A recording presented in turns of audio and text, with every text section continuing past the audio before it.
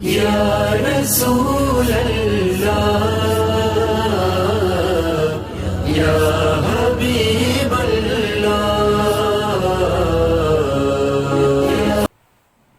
بسم اللہ الرحمن الرحیم. الحمدللہ رب العالمین والصلاة والسلام علی سید الانبیاء والمرسلین وعلی آلہ واصحابہ اجمعین. سورۃ الشعراء کے حوالے سے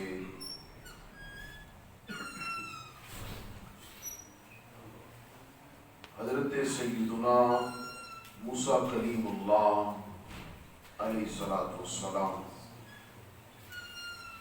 آپ کا فرعون کے ساتھ جو مکالمہ قرآن پاک میں درج فرمایا اس کا ذکر چل رہا ہے کہ حضرت سیدنا موسیٰ علیہ السلام جب اس کے دربار میں پہنچے تو گفت و شنید کے بعد اس نے کہا کہ مجھے رب تعالی کی تعریف ارشاد فرمائے. حضرت موسیٰ علیہ السلام نے ارشاد فرمایا جو کچھ زمین و آسمان کے درمیان ہے ہر چیز اس کے قبضہ و اختیار میں ہے، ہر چیز کا وہ رب ہے اگر تم یقین رکھے تو وہ بڑے ایک تنزیہ انداز میں اپنے حواریوں سے اپنے پاس بیٹھے لوگوں سے کہنے لگا سنتے ہو ان کی بات، یہ کیا کہہ رہے ہیں، میں پوچھ کیا رہا ہوں اور یہ بتا کیا رہے ہیں. حضرت موسیٰ علیہ السلام نے ارشاد فرمایا میں یہ بتانا چاہ رہا ہوں کہ جس رب عز و جل کی میں تعریف کر رہا ہوں وہ تیرا بھی رب ہے اور تیرے باپ دادا کا بھی رب ہے. تو مانے یا نہ مانے وہ علیحدہ چیز ہے، لیکن تجھے بھی میرے رب نے پیدا کیا ہے اور تیرے باپ دادا کو بھی میرے رب نے پیدا کیا ہے. تو رب نہیں ہو سکتا اس لیے کہ تیرا ایک عدم موجود ہے، ایک وقت موجود ہے جب تو نہ تھا، اور پھر ایک ایسا بھی وقت موجود ہے کہ جب تیرے باپ دادا بھی نہ تھے. تو جس کے اندر یہ صفتیں ہوں کہ وہ کبھی ہو اور کبھی نہ ہو اور کبھی نہ ہو اور کبھی ہو، تو آئندہ وقت کے لیے وہ کبھی نہ ہونا اس کا پایا جائے، تو ایسا رب نہیں ہو سکتا. اس نے حضرت موسیٰ علیہ السلام کی بارگاہ میں گستاخی کی اور کہنے لگا ان رسولکم الذی ارسل الیکم لمجنون، یہ مجنون ہو گئے ہیں. آپ نے فرمایا تو جس طرح مرضی کہہ قال رب المشرق والمغرب وما بینہما ان کنتم تعقلون. حضرت موسیٰ علیہ السلام نے فرمایا کہ وہ مشرق اور مغرب اور ان کے درمیان کی سب چیزوں کا رب ہے اگر تم عقل رکھتے ہو. اللہ تبارک و تعالی جل مجدہ الکریم نے تو ہر کسی کی صفتیں مقرر کی ہیں. وہ ان سورج کو اور چاند کو ان کی صفتوں کے ساتھ روزانہ معمول کے ساتھ طلوع کرتا ہے. اگر تیرے اندر اتنی پاور ہے کہ تو ان کی صفتیں ان میں تغیر تبدل کر سکتا ہے، تیرا وہاں تک اختیار ہی نہیں ہے، اور اگر تیرا وہاں تک اختیار ہی نہیں تو پھر تو رب نہیں ہو سکتا. پھر اس نے آگے سے کہا قال لئن اتخذت الہا غیری، میرے سوا اگر تو نے کوئی دوسرا اپنا معبود بنایا لأجعلنک من المسجون، تو میں ضرور تم کو قیدیوں میں شامل کروں گا. حضرت موسیٰ علیہ السلام سے جب اس نے یہ کہا تو دیکھیں حضرت موسیٰ علیہ السلام فرعون نے حضرت موسیٰ علیہ السلام کے ساتھ مباحثہ میں بہت بدتمیزی اور بد زبانی کی. پہلے ان کا مذاق بنایا اور اہل دربار سے کہا کہ ان کی باتیں سن رہے ہو. پھر کہا یہ شخص ضرور مجنون ہے، پھر کہا میں تم کو ضرور قیدیوں میں شامل کر لوں گا. لیکن حضرت سیدنا موسیٰ کلیم اللہ علیہ نبینا علیہ الصلوۃ والسلام نے اس کی کسی بد زبانی کا، بد کلامی سے جواب نہیں دیا، بلکہ تحمل، وقار، سنجیدگی اور شائستگی کے ساتھ اپنے موقف پر دلائل پیش فرما رہے ہیں.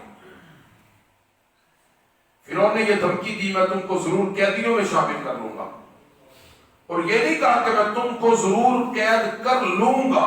اس کی وجہ یہ تھی کہ حضرت موسیٰ علیہ السلام کا معلوم تھا کہ وہ قیدیوں سے کس طرح کا سلوک کرتا ہے، کیونکہ وہ جس کو قید کرتا تھا اس کو نہایت گہرے اور اندھے کنویں میں ڈال دیتا، جس کو وہاں کچھ دکھائی نہ دیتا، نہ سنائی دیتا، اور یہ قتل کرنے کی بنسبت زیادہ شدید سزا تھی.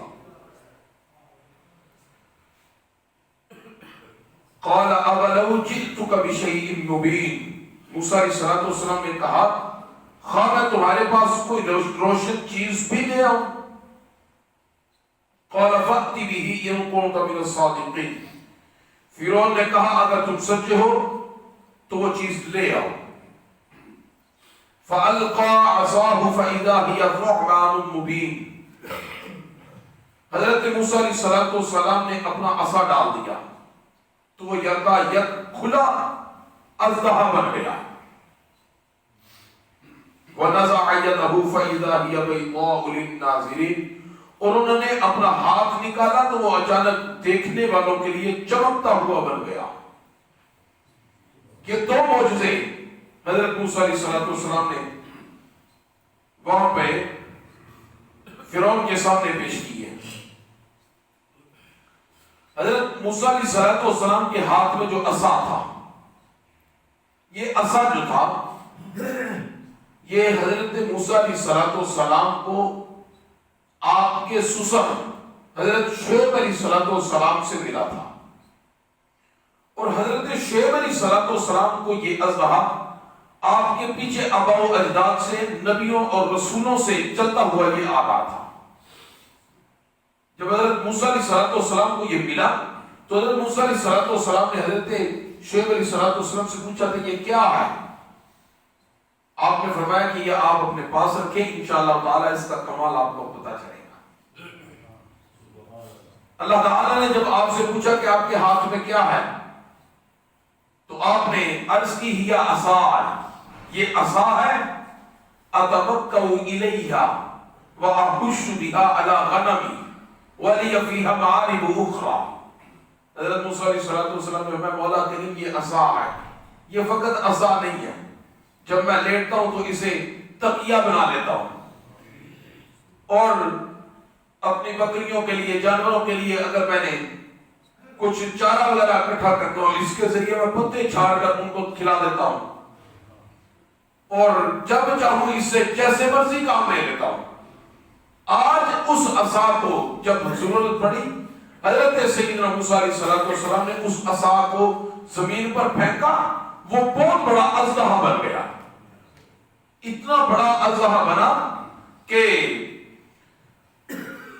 روایتوں میں ملتا ہے کہ حضرت موسیٰ علیہ السلام نے ایک لاٹھی کو زمین پر ڈالا اور وہ لاٹھی کھلم کھلا اژدہا بن گئی. دیکھنے والوں نے دیکھا کہ وہ اژدہا 1 میل لمبا تھا. وہ فرعون کی طرف لپکا اور اس کے چمڑوں میں فرعون کا سر آیا جاتا تھا، اور وہ کہنے لگا اے موسیٰ آپ جو چاہے مجھے حکم دے، آپ کا ہر حکم مانوں گا، لیکن اسے اپنے پاس کریں، اسے مجھ سے دور ہٹائیں. میں تمہیں خدا کا واسطے دیتا ہوں اے موسیٰ، تم اس اژدہے کو پکڑ لو. حضرت موسیٰ علیہ السلام نے اس اژدہے پر ہاتھ ڈالا تو پھر وہ لاٹھی بن گئی.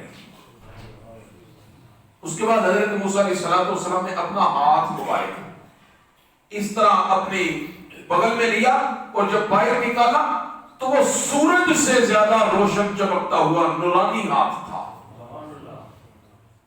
حضرت موسیٰ علیہ السلام نے ارشاد فرمایا کہ دیکھو اس میں کمال میرا نہیں ہے، میں ایک عاجز اللہ تعالیٰ کا بندہ ہوں، میرا کمال نہیں ہے، تم ایسا بھی نہیں کر سکتے.